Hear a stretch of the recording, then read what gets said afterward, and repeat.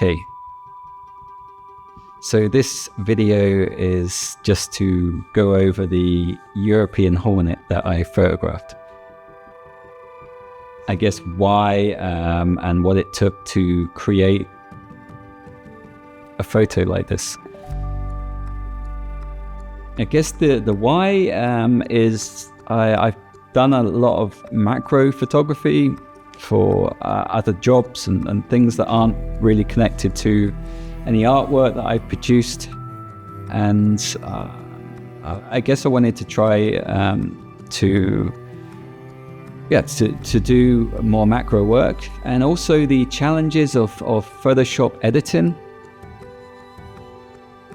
And things like this are challenging. You generally have to edit everything by hand, which I like. I try to do pure editing, which is a technique where you do most of the work. And then, this type of work challenges that. It really pushes your Photoshop skills to get around certain problems. So I guess that's the technical reason why I wanted to do it. And also, I'm quite fascinated with the detail that you see in things so small that pass by you without really noticing. So the hornet, where did it come from? It came from Luxembourg. We were on a family holiday. We were seeing a castle. I can't remember what the castle was. It was a number of years ago. My son was a lot younger. And we were coming out, and we saw, or I saw this hornet, and it's quite big. Well, big, it's 3 centimeters, so big in macro world. And it obviously hit something or damaged in some way. It was on the ground. So I honestly thought I'd pick it up and take it home. So we did. I had a little pot and we put it in, and we took it home. And at the time I'd already tried a few macro shots and started thinking about how I was going to approach it, what type of lighting I would use.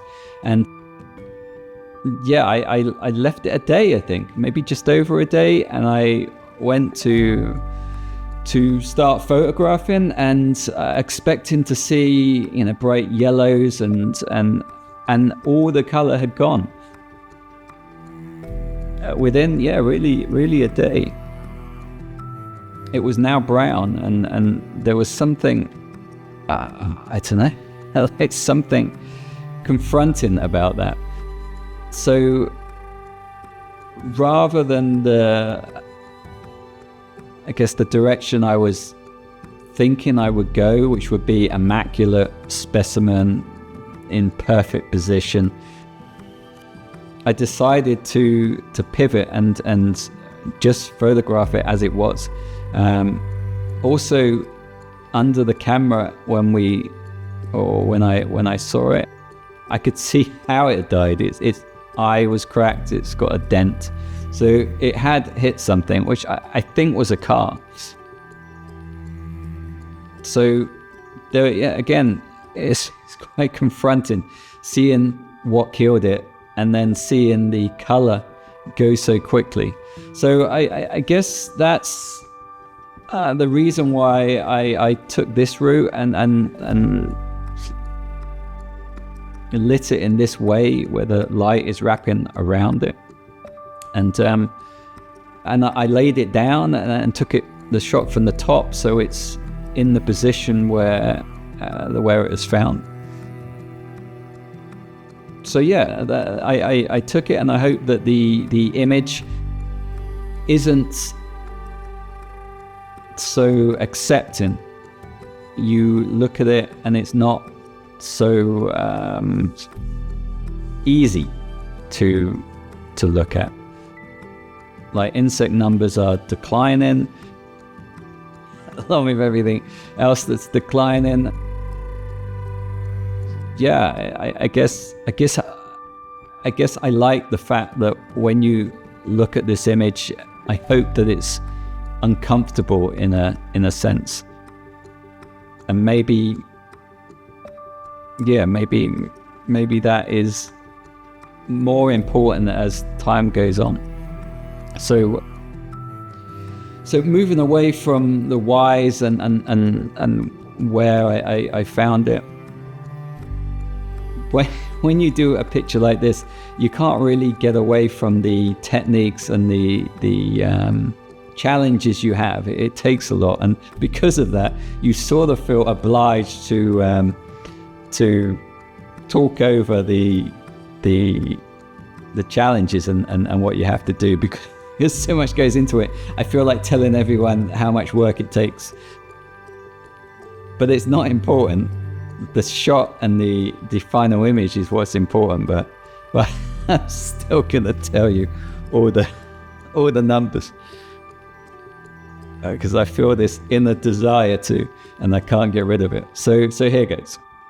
It took about 1,700 and something images to create this, and the reason why is because the way I did it, I have a Sony camera and I have a Sony macro lens, and I can get so close, and then I use pixel shift, which is a technology where the sensor will move over one pixel down, one pixel over, and it does this mosaic movement to create, I think it's 16 images, and then from those 16 images it creates one a mega image, and that is one shot. Then, because the insect is so small, when we focus on it, the depth of field, the amount that is in focus is so small. You are choosing what part of the eye do I want sharp. So to have an insect sharp all the way through, you use step focus. So you focus at a point, and then you take these 16 shots or a picture, depending on what you're doing. I'm taking a pixel shift shot of 16 to create one, and then I go down one, like I focus down at a small degree, and then I do it again, and then I go down, I do it again, I go down till I've gone all the way through the insect. So that's why it's so many shots. It's 16, and then I go down one, it's another 16, and that adds up with a few mistakes here and there to, I think it's 100 pixel shift images, each one of 16 images, and then in total the amount of images with mistakes here and there was 1,700. Then once you've done that, you use software to join it all together. So it will look at each photo and work out what's sharp. It has different methods of doing this, and you run all the methods and you get all these images out of it of what it thinks is sharp in the images, and then it blends them all together to give you a final image where the insect is sharp from front to back. But it's not that good. It's okay, and the different techniques are better at different things, so you end up putting them all on top of each other and then using bits for different parts of the insect to get the most detail. That's what you're after. You're out getting the most detail you can possibly get. So you do all that, and then once you post that and you got this final image, that's your starting point.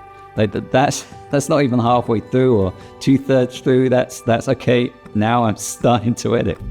And then I didn't clean the insect. I didn't want to move anything. I didn't want to break anything. So I edited a lot to get it where it is. And I edited also you get a lot of trouble with macro photography where things aren't quite understood, and you'll get halos and ghosting and hairs that end in mid-hair or they don't, and then they end, and then there aren't hairs there or they're blurred.